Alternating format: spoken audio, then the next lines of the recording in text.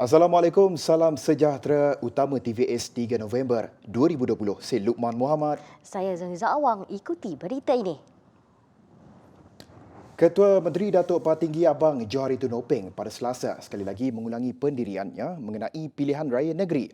Tegasnya tidak ada keperluan untuk negeri ini tergesa-gesa melaksanakan proses demokrasi itu. Sebaliknya perlu mendapatkan nasihat pakar daripada Kementerian Kesihatan sebelum sesuatu keputusan diambil.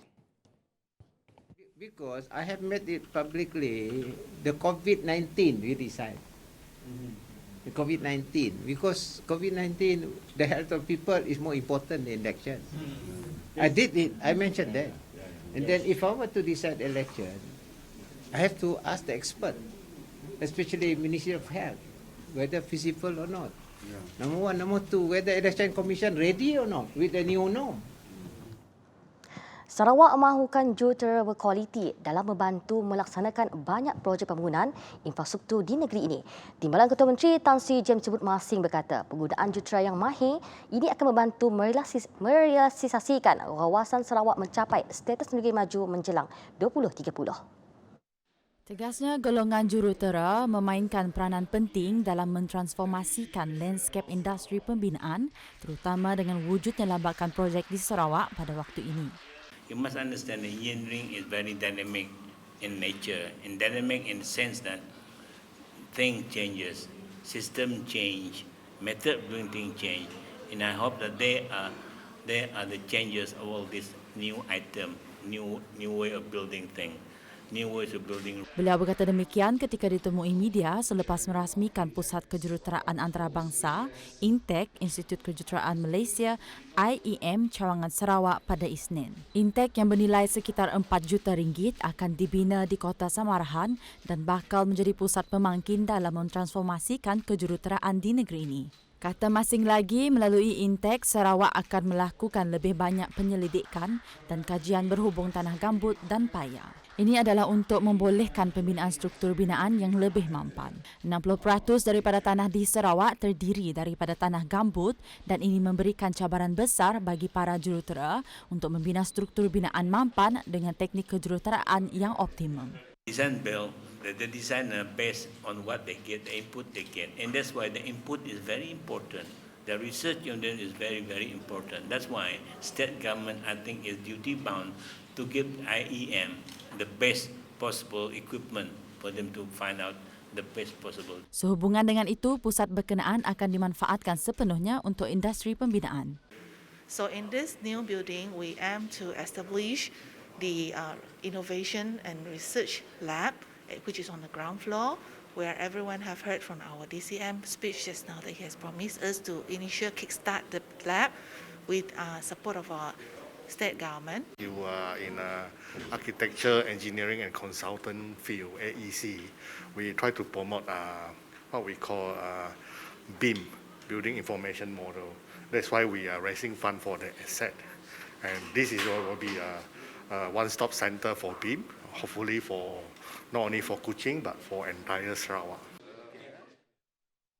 Jabatan Hutan Sarawak JHS kini memiliki pesawat khas yang dilengkapi sistem pemantauan hutan berdensiti tinggi bagi memantau hutan-hutan di negeri ini. Dengan teknologi cerapan hyperspectral, ia diyakini mampu mengesan aktiviti lanun balak serta menyelamatkan kawasan hutan daripada dicerobohi. Itu akan diletakkan di bawah Unit Pengesanan Udara Negeri Sadu Jabatan Hutan Sarawak dan akan dirasmikan oleh Ketua Menteri Datuk Patinggi Abang Johari Tun Openg di Miri pada Rabu. Teknologi hyperspectral kini digunakan secara meluas di seluruh dunia terutama dalam sektor pertanian. Malah sistem dan aplikasi yang dibangunkan oleh Sadu sebelum ini disifatkan sesuai untuk kegunaan di Sarawak yang mempunyai keadaan geografi yang berbeza. Ia membolehkan pencerapan imej dapat dilakukan dalam julat yang lebih panjang dan pelbagai dimensi termasuk secara gelombang inframerah. Majlis Khas mengenai Penjajian Malaysia 1963 MA63 dijangka akan bersidang buat kali pertama pada November. Ia bagi membincangkan serta membuat ketetapan berhubung perkara-perkara penting yang memerlukan penyelesaian segera. Menteri di Jabatan Perdana Menteri Hal Ehwal Sabah dan Sarawak Datuk Seri Dr. Maximus Ongkili, majlis tersebut juga akan meneliti isu-isu berbangkit berhubung pelaksanaan keputusan-keputusan di bawah jawatankuasa Kabinet terdahulu. Jelasnya ini menunjukkan keikhlasan Kerajaan Persekutuan dalam menjamin hak-hak Sabah dan Sarawak yang dilaksanakan di bawah undang-undang dan perlembagaan negara. Beliau berkata demikian menerusi jawapan bertulis yang dipaparkan di laman web Parlimen bagi menjawab soalan ahli Parlimen Sipitang Yamani Hafiz Musa berhubung perkembangan terkini Majlis Khas MA63 serta soalan ahli Parlimen Pasir Gudang Hassan Abdul Karim.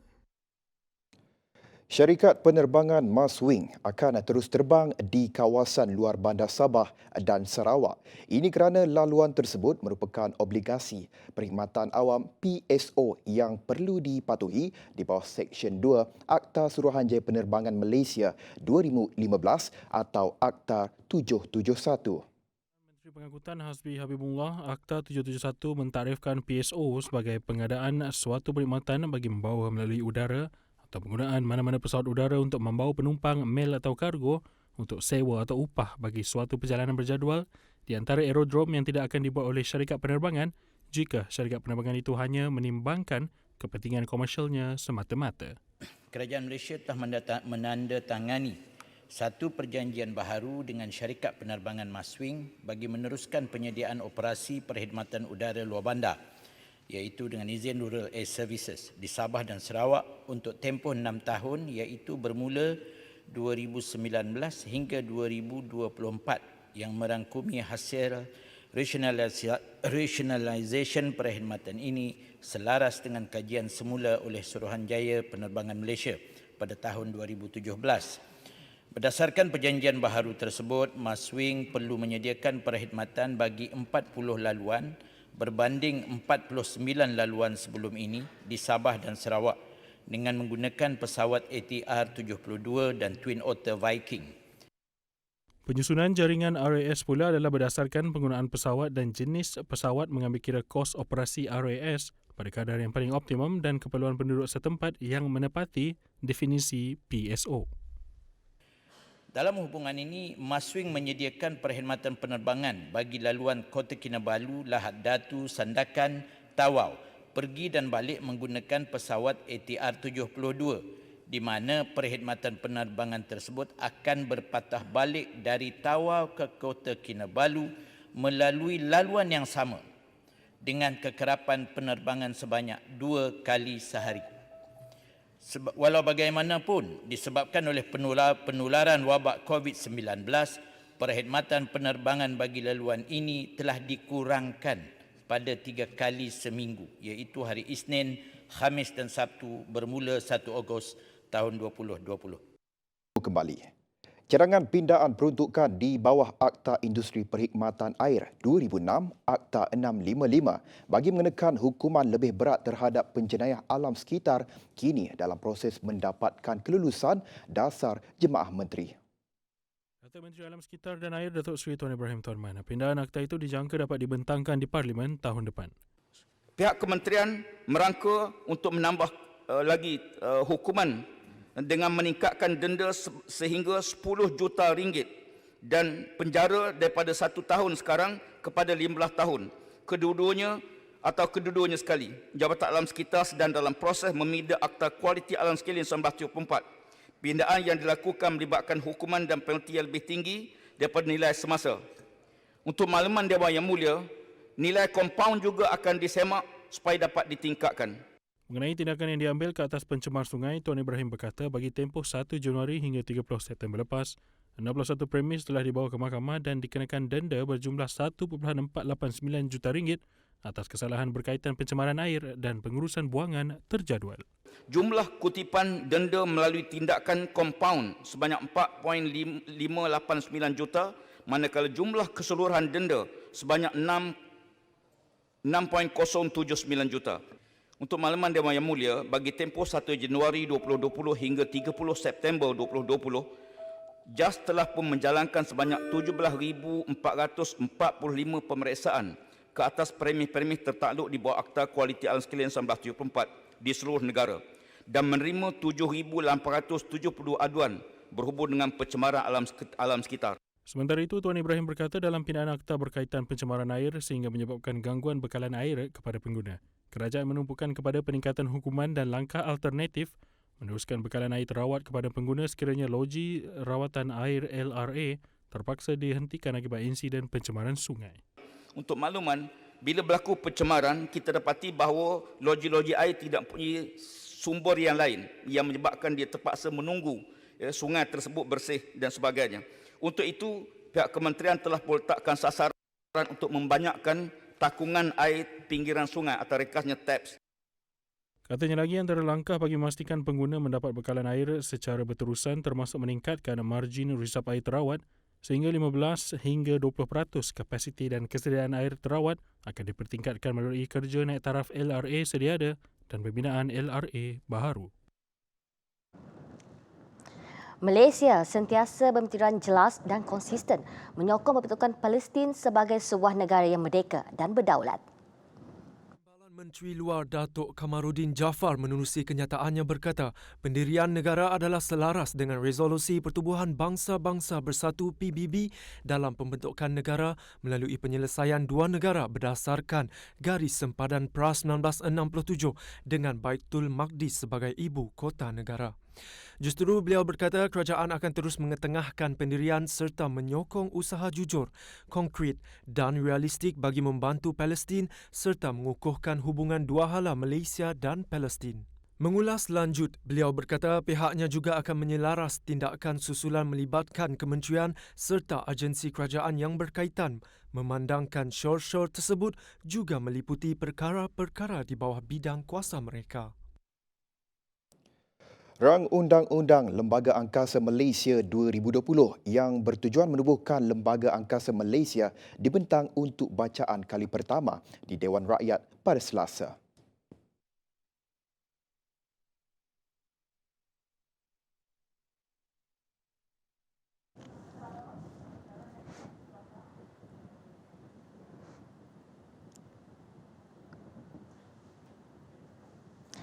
Jawatankuasa Khas Pembaikan Sistem dan Undang-Undang Pilihan Raya ERC sedia membantu kerajaan dan semua pihak berkepentingan bagi mewujudkan peruntukan baru berkaitan keperluan menangguhkan pilihan raya semasa krisis COVID-19. Ini sekaligus akan mewujudkan sistem pengurusan pilihan raya yang lebih efektif dan adil.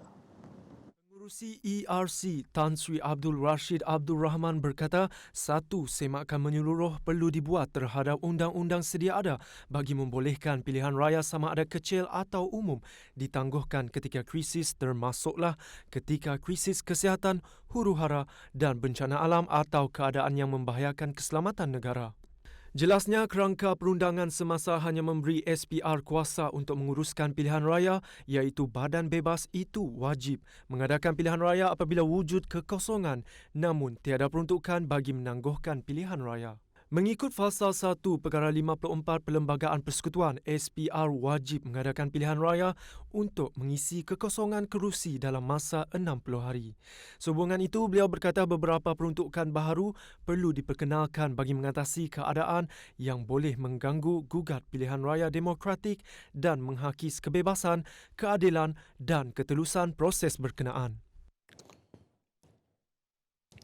Parti Warisan Sabah menghargai cadangan timpalan Presiden UMNO Datuk Seri Mohamad Hassan supaya semua pihak memberi laluan kepada parti itu pada pilihan raya kecil PRK Parlimen Batu Sapi yang dijadual 5 Disember ini. Menurut Setiausaha Agong Warisan Datuk Loreto Padua, cadangan yang dibuat oleh Muhammad jelas menunjukkan keprihatinannya terhadap pandemik COVID-19 yang teruk melanda negeri ini. Beliau berkata tiada salahnya bagi semua pihak termasuk parti politik bekerjasama menangani COVID-19 yang melanda negeri ini kerana apa yang penting masa ini adalah menjaga kebajikan rakyat yang terjejas akibat pandemik itu. Suruhanjaya Pilihan Raya SPR menetapkan 5 Disember ini sebagai tarikh PRK Parlimen Batu Sapi susulan kematian penyadangnya Datuk Liu Vui Kiong daripada warisan pada 2 Oktober lepas. SPR juga menetapkan 23 November sebagai tarikh penamaan calon manakala 1 Disember sebagai tarikh mengundi awal. Bertemu kembali. Sarawak terus mencatatkan peningkatan bagi kes baharu positif COVID-19 di mana terdapat 21 kes baharu dilaporkan pada Selasa. Jawatankuasa Pengurusan Bencana Negeri JBBN Sarawak dalam satu kenyataan berkata 12 kes adalah dari daerah Kuching, Miri, Lawas dan Lundu, masing-masing 3 kes. Ia menyediakan jumlah keseluruhan kes positif COVID-19 di Sarawak meningkat kepada 927 kes. Sementara itu, tiada kes COVID-19 yang menerima rawatan di unit rawatan rapi ICU. 66 PUI baru telah dilaporkan manakala 8 PUI lagi masih menunggu keputusan ujian makmal. Daerah Kuching kekal berstatus merah dengan jumlah keseluruhan seramai 111 kes jangkitan tempatan dilaporkan dalam tempoh 14 hari yang lepas. Daerah Lundu, Miri dan Limbang kekal berstatus kuning. Baik, ini sedikit perkembangan sukan. Persatuan Bekas Pemain Bola Sepak Sarawak (ESPA) menggesa Presiden Persatuan Bola Sepak Sarawak (FAS) Dato' Posang Majais undur diri dari terus menerajui badan induk itu. Perkara itu disuarakan mereka susulan tindakan Presiden FAS itu yang mengancam mahu menarik diri daripada bersaing dalam kancah Liga Malaysia 2021. Abang, kenyataan POSA sebelum ini telah mengguris perasaan dan membimbangkan banyak pihak kerana ia akan memberi kesan besar kepada aktiviti sukan bola sepak negeri. Malah ia akan melumpuhkan bakat-bakat baharu. Kita beranggapan daripada kita keluar daripada FAM, Liga FAM dan mematikan minat dan sokongan kerajaan negeri dan pemain-pemain di Sarawak. Saya selaku Presiden bekas pemain mencadangkan agar Datuk Posang untuk mengundurkan diri daripada kita mematikan semua kegiatan bola sepak. Bagus Presiden kita keluar dan diganti dengan ahli-ahli baru. Tambah Waili, FAS harus mengambil iktibar dengan apa yang berlaku pada kelab gegasi Eropah Barcelona dalam mencorak sebuah pentadbiran yang telus. Beri peluang kepada bakat-bakat yang ada, orang-orang yang boleh memimpin dan mencorak pentadbiran dan bola sepak di negeri Sarawak. Ikutlah iktibar Presiden pasukan Barcelona di mana selepas pasukan mereka mengalami kekalahan demi kekalahan, akhirnya beliau mengundurkan diri. Ikutlah iktibar tersebut. Supaya kita sayang pada bola sepak. Saya lahir dalam arena bola sepak. Daripada tahun sebelum mula membesar sampai sekarang ni masih lagi berminat untuk memperjuangkan mutu bola sepak di negeri Sarawak. Sementara itu, jurulatih berpengalaman era kegemilangan Ngap Sayut Awang Mahyan Awang Muhammad berkata, sekiranya POSA sudah tidak mampu untuk mengemudi Persatuan Bola Sepak Sarawak, serah jawatan tersebut kepada individu yang berkelayakan. Jadi tu hal POSA saja. Enggaknya kita mendesak POSA. Nah, supaya jikanya si termampu, si dapat lagi mengendalikan tim yang kini tu yang diharap-harap kita dapat mengembalikan nostalgia ataupun mengembalikan kebangkitannya. Terima kasihlah jika orang ada dapatnya. Tapi POSA harus consider adakah nya patut lagi beradakan di sia ataupun isi nyampunlah tahu ini kita fikirnya rasa. Kira-kira 190 pendatang tanpa izin telah diselamatkan di luar pantai Libya sebelum dikembalikan ke negara tersebut. Pesuruhjaya Tinggi Pertubuhan Bangsa-Bangsa Bersatu untuk Pelarian UNHCR berkata kepulangan mereka telah dibantu oleh pengawal pantai Libya. Kebanyakan diselamatkan ialah wanita dan kanak-kanak dan kesemuanya telah berjaya mendarat di Pelabuhan Komersial Tripoli. Pelarian dan pendatang berkenaan telah dibekalkan bantuan perubatan, makanan dan air daripada pihak UNHCR sendiri dan IRC. Sejak kejatuhan pemimpin Muammar Gaddafi pada 2011, Libya menjadi lokasi pilihan pendatang tanpa izin untuk berlepas bagi menyeberangi Laut Tengah menuju ke pantai Eropah. Bagaimanapun UNHCR mendedahkan Libya bukanlah tempat yang selamat untuk pelarian. Menurut Pertubuhan Migrasi Antarabangsa, setakat ini pada 2020 seramai 10,398 pendatang tanpa izin telah diselamatkan dan kembali ke Libya, sementara pada 2019 berjumlah 9,225. Ribuan pendatang tanpa izin diselamatkan di laut atau ditangkap oleh pihak berkuasa Libya. Mereka kemudian ditahan di pusat penerimaan yang sesak meskipun masyarakat antarabangsa berulang kali mendesak supaya pusat-pusat berkenaan ditutup. Baik, laporan itu tadi mengakhiri utama pada malam ini. Saya Luqman Muhammad. Dan saya Zauliza Awang. Salam hormat dan selamat malam.